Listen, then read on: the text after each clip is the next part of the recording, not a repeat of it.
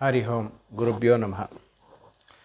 ಕಳೆದ ಬಾರಿ ನಾನು ಹೇಳಿದಂತೆ ಈ ಬಾರಿ ನಾನು ವರಮಹಾಲಕ್ಷ್ಮಿ ಹಬ್ಬದ ಆಚರಣೆ ಬಗ್ಗೆ, ಅದರ ಮುಹೂರ್ತಗಳ ಬಗ್ಗೆ ವಿಷಯ ತಿಳಿಸ್ತಾ ಇದ್ದೇನೆ. ಈ ಬಾರಿ ಶ್ರಾವಣ ಮಾಸದ 3ನೇ ಶುಕ್ರವಾರದಂದು ವರಮಹಾಲಕ್ಷ್ಮಿ ಹಬ್ಬದ ಆಚರಣೆ, ಅಂದರೆ 8ನೇ ತಾರೀಕು ಶುಕ್ರವಾರ, ಹುಣ್ಣಿಮೆ ಹಿಂದಿನ ದಿನ, ಅಂದರೆ 9ನೇ ತಾರೀಕು ಹುಣ್ಣಿಮೆ ಇರ್ತದೆ, ಅದರ ಹಿಂದಿನ ದಿನ 8ನೇ ತಾರೀಕು 3ನೇ ಶ್ರಾವಣ ಶುಕ್ರವಾರದ ವರಮಹಾಲಕ್ಷ್ಮಿ ಹಬ್ಬದ ಆಚರಣೆ ಮಾಡ್ತಾಯಿದ್ವಿ. ವರಮಹಾಲಕ್ಷ್ಮಿ ಹಬ್ಬದ ಆಚರಣೆ ಅಂದರೆ ಲಕ್ಷ್ಮಿಯ ಆಚರಣೆ. ನಾವು ವಿಶೇಷವಾಗಿ ಲಕ್ಷ್ಮೀನ ಪೂಜೆ ಮಾಡುತ್ತೇವೆ. ಮನೆಯಲ್ಲಿರೋ ಎಲ್ಲ ಹೆಣ್ಣುಮಕ್ಕಳು, ಮದುವೆ ಆಗಿರೋರು ಇರ್ಬೋದು, ಕನ್ಯೆಯರಾಗಿರ್ಬೋದು, ಎಲ್ಲರೂ ಕೂಡ ಲಕ್ಷ್ಮಿಯ ಪೂಜೆಯನ್ನು ಮಾಡಬೇಕು. ಲಕ್ಷ್ಮಿಯ ಪೂಜೆ ಮಾಡೋದ್ರಿಂದ ಎಲ್ಲ ರೀತಿಯ ಲಾಭವನ್ನು ಪಡಿಬೋದು. ಅಂದರೆ ನಾವು ಲಕ್ಷ್ಮೀ ಪೂಜೆ ಅಂತ ಹೇಳಿದ್ರೆ ಬರೀ ಹಣಕಾಸಿಗೋಸ್ಕರ ನಾವು ಲಕ್ಷ್ಮೀನ ಪೂಜೆ ಮಾಡೋದಿಲ್ಲ.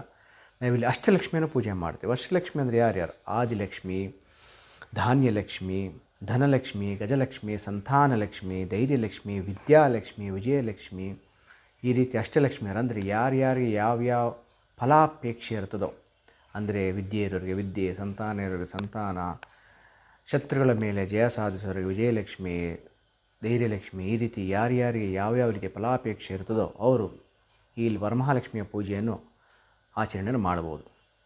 ವರಮಹಾಲಕ್ಷ್ಮಿಯ ಪೂಜೆ ಆದ ಆಚರಣೆ ನಾನು ಹೇಳಿದಂತೆ 8ನೇ ತಾರೀಕು ಶುಕ್ರವಾರ ಆಚರಣೆ ಮಾಡುತ್ತೇವೆ. ಯಾವ ಸಮಯದಲ್ಲಿ? ನಾವು 3 ಸಮಯ, ಅಂದರೆ ಪ್ರಾತಃ ಕಾಲ ಬೆಳಿಗ್ಗೆ ಶುಕ್ರವಾರ ಅಂದು ಬೆಂಗಳೂರಿನಲ್ಲಿ 6:40 ಸೂರ್ಯೋದಯ ಆಗುತ್ತದೆ. ಸಿಂಹ ಲಗ್ನದಲ್ಲಿ 6:50 8:45 ಸಿಂಹ ಲಗ್ನದಲ್ಲಿ ನಾವು ಕಳಶ ಸ್ಥಾಪನೆಯನ್ನು ಮಾಡಿ ಮೊದಲನೇ ಪೂಜೆಯನ್ನು ಮಾಡ್ಬೋದು. ಅಂದರೆ ಅಷ್ಟೊತ್ತಿಗಾಗಲೇ ನಾವು ಕಳಶ ಸ್ಥಾಪನೆಯನ್ನು ಮಾಡಿಕೊಂಡು ಲಕ್ಷ್ಮೀ ಅಲಂಕಾರವನ್ನು ಮಾಡಿ ನಾವು ಲಕ್ಷ್ಮೀ ಪೂಜೆಯನ್ನು ಮಾಡ್ಬೋದು. ಈ ಲಕ್ಷ್ಮೀ ಪೂಜೆ ಅಂದರೆ ಯಾವ ರೀತಿ ಮಾಡ್ತೀರಾ?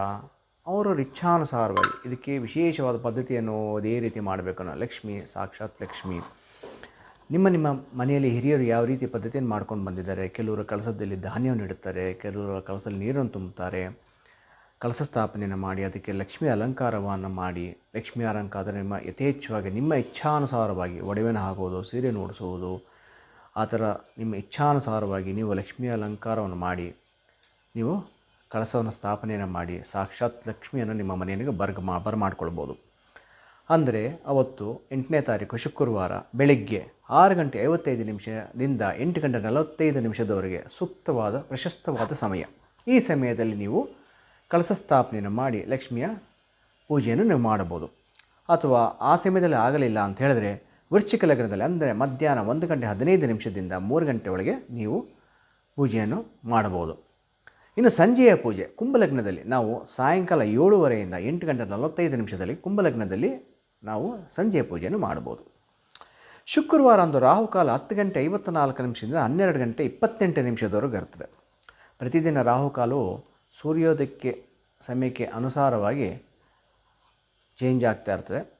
ಅಂದು 8ನೇ ತಾರೀಕು ಆಗಸ್ಟ್ 8ನೇ ತಾರೀಕು ಶುಕ್ರವಾರ ರಾಹುಕಾಲ ಬೆಳಿಗ್ಗೆ 10:54 12:28 ರಾಹುಕಾಲ ಇರ್ತದೆ. ಸೊ ಈ ರೀತಿ ನಾನು ಹೇಳಿದಂತೆ ಈ ಸಮಯಗಳಲ್ಲಿ ನೀವು ಕಳಶ ಸ್ಥಾಪನೆಯನ್ನು ಮಾಡಿ ಲಕ್ಷ್ಮಿಯ ಪೂಜೆಯನ್ನು ಮಾಡಬಹುದು. ಅಂದರೆ ನಾವು ಲಕ್ಷ್ಮಿಯ ಪೂಜೆ ಅಂತಾರೆ ಬೆಳೆದ ಧನಕ್ಕೋಸ್ಕರ ಲಕ್ಷ್ಮೀ ಪೂಜೆಯನ್ನು ಮಾಡಲ್ಲ. ಯಾರ್ಯಾರಿಗೆ ಯಾವ್ಯಾವ ರೀತಿಯ ಫಲಾಪೇಕ್ಷೆ ಇರ್ತದೋ ಆ ರೀತಿಯಲ್ಲಿ ನಾವು ಲಕ್ಷ್ಮಿಯನ್ನು ಪೂಜೆಯನ್ನು ಮಾಡಿ ಅದರ ಪ್ರತಿಫಲವನ್ನು ನಾವು ಪಡೆಯಬಹುದು. ಎಲ್ಲರಿಗೂ ಶುಭವಾಗಲಿ. ನಮಸ್ಕಾರ. ಮುಂದೆ ನಾನು ಗಣೇಶ ಹಬ್ಬದ ಮತ್ತು ಗೌರಿ ಹಬ್ಬದ ಆಚರಣೆ, ಅದರ ಮುಹೂರ್ತಗಳ ಬಗ್ಗೆ ನಾನು ತಿಳಿಸ್ಕೊಡ್ತೇನೆ. ಎಲ್ಲರಿಗೂ ಶುಭವಾಗಲಿ. ನಮಸ್ಕಾರ.